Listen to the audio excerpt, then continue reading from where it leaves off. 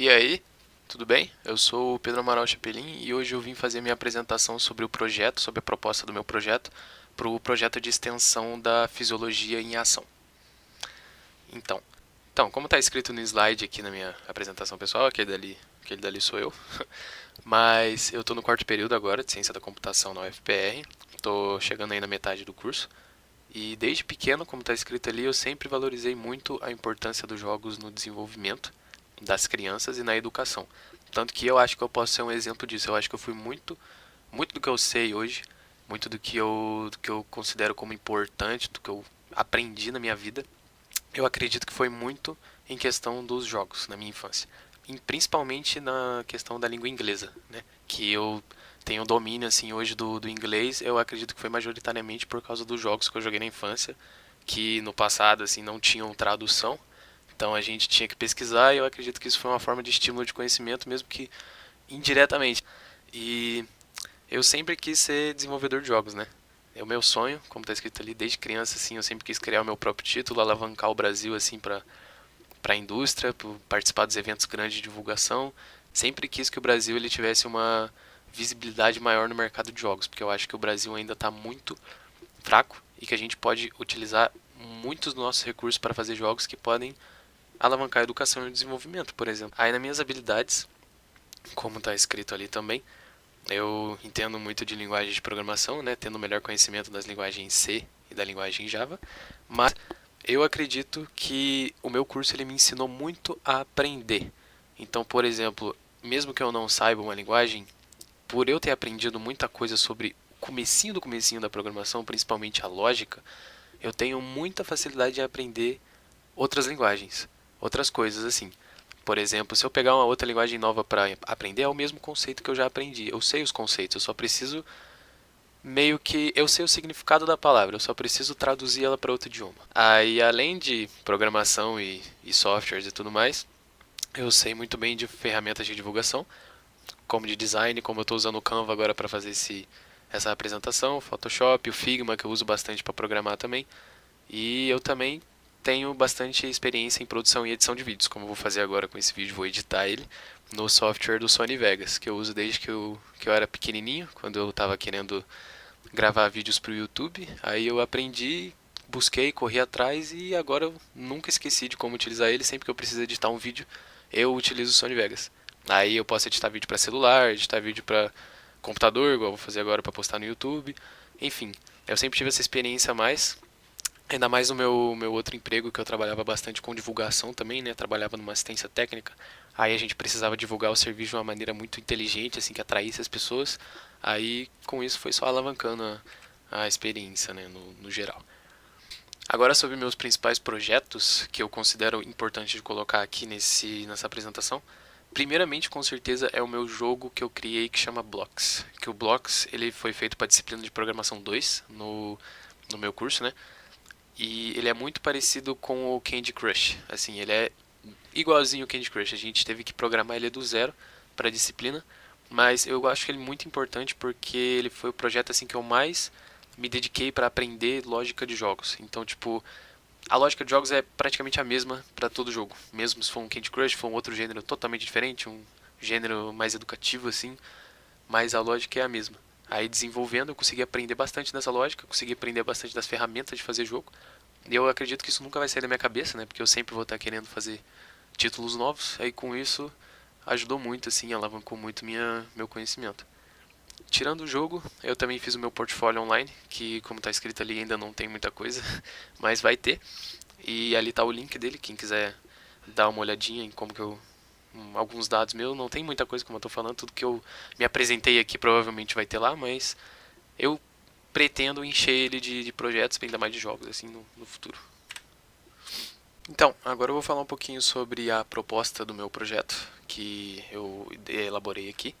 E primeiro eu queria dizer que eu escolhi, dentre os hormônios que podiam ser escolhidos, eu escolhi alguns produzidos no pâncreas, porque eu acho que o pâncreas, assim, ele é um órgão muito interessante para ser abordado em jogos educativos, porque eu acho que as pessoas sabem muito pouco, ou elas sabem o básico sobre o pâncreas. Por exemplo, elas só sabem da insulina e que ela funciona para fazer tal coisa, mas elas não sabem do que mais pode ter ali, o que trabalha junto com essa insulina. Então eu acho que a zona das ilhotas pancreáticas ali do pâncreas, que produzem esses hormônios aqui que eu escrevi, o glucagon, a insulina, a somatostatina, os polipeptídeos pancreáticos, eu acho que eles seriam muito importantes para ser tratados no jogo a seguir, né?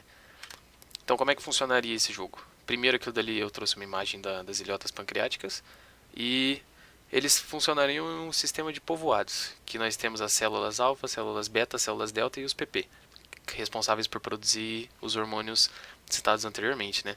Insulina, glucagon, tudo isso.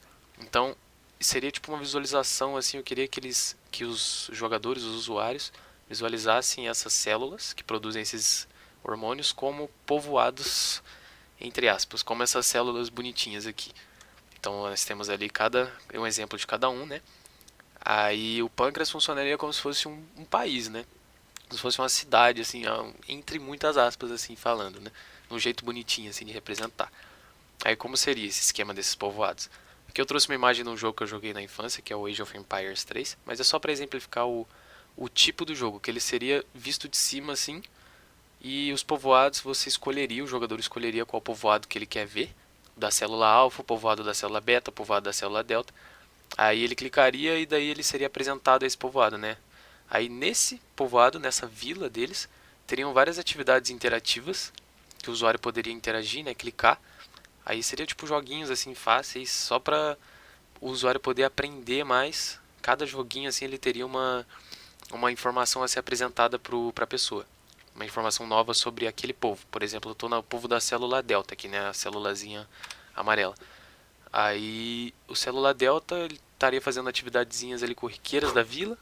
Você clica ali em uma atividade e você vai sendo apresentada uma informação nova. Isso você vai aprendendo e vai visualizando assim na sua cabeça com o que aquela célula está fazendo. Aí, além disso, eu acredito que teria o evento que seria mais importante, que seria esse evento da batalha. Então, o evento batalha, ele seria liberado depois de você completar todos os joguinhos desse povoado, né? Aí quando você completa esse joguinho, é liberada a batalha. Aí nessa batalha seria apresentados os arqui-inimigos dessas células. Então seriam joguinhos assim um pouquinho mais difíceis, não tão difíceis, estão falando assim de coisas bem intuitivas para fazer, realmente para a pessoa aprender. Só que o objetivo dessa batalha principal seria realmente provocar a curiosidade da pessoa em saber como que funciona a função dessa célula, a função principal dessa célula no corpo humano. E o que aconteceria se, por exemplo, ela perdesse a batalha. Daí ela poderia ver o quão importante que realmente é a célula. Aí o plano é ser o mais intuitivo possível, né? A gente só quer que a pessoa realmente entenda e que seja de uma maneira bonitinha. E daí não seja muito difícil, que todo mundo possa jogar, que pode ser bem acessível assim o jogo. Aí a gente quer também evitar decorebas, porque daí, por exemplo, quando ela precisar pensar no que a insulina faz, ela vai lembrar do jogo, ela vai lembrar da célulazinha que ela viu lá no joguinho de fisiologia em ação. E eu acho isso muito legal, acho isso um conceito muito legal, muito interessante assim. Então, agora eu vou falar um pouquinho sobre o plano de trabalho que é para ser desenvolvido até dezembro, em relação ao desenvolvimento do jogo, que eu desenvolvi aqui, pensei um pouquinho. E eu acho que seria bastante importante pegar nos primeiros 2 meses da produção, de maio a junho, a gente não começar devidamente assim a produção. A gente pegar ali maio, o período de coleta de informações com autoridades, estudo sobre os assuntos e a licitação de requisitos. Porque a gente teria que entender muito bem sobre o assunto. Então a gente vai fazer resumos, perguntar para professores, a gente vai fazer reuniões, marcar certinho para a gente não apresentar alguma informação errada no nosso jogo. Porque eu tenho consciência que isso é muito importante, que se a gente acabar apresentando alguma informação errada para uma pessoa, dependendo do futuro que isso pode tomar, né? Se for um jogo muito bom, assim, que as pessoas realmente utilizem bastante, não quero estar apresentando uma informação errada para as pessoas. É em junho, a gente estaria fazendo a escolha dos softwares que a gente vai utilizar para fazer o jogo, ver qual que é o melhor, a gente fazer tipo uma prototipação. Eu coloco entre aspas porque não é definitivamente um protótipo, a gente só vai deixar claro como que o jogo vai ser, cada detalhe assim, como que o jogo vai ser. Em novembro a gente vai separar para testar certinho, deixar um mês inteiro para testar bem certinho, assim, testar todos os detalhes do jogo. Aí quando a gente tiver consciência que o jogo tá bom para ser entregue, em dezembro, fechando o prazo lá de desenvolvimento, a gente pode estar entregando o projeto. Então, é isso, minha apresentação, né? Espero que dê tudo certo. Muito obrigado e até a próxima.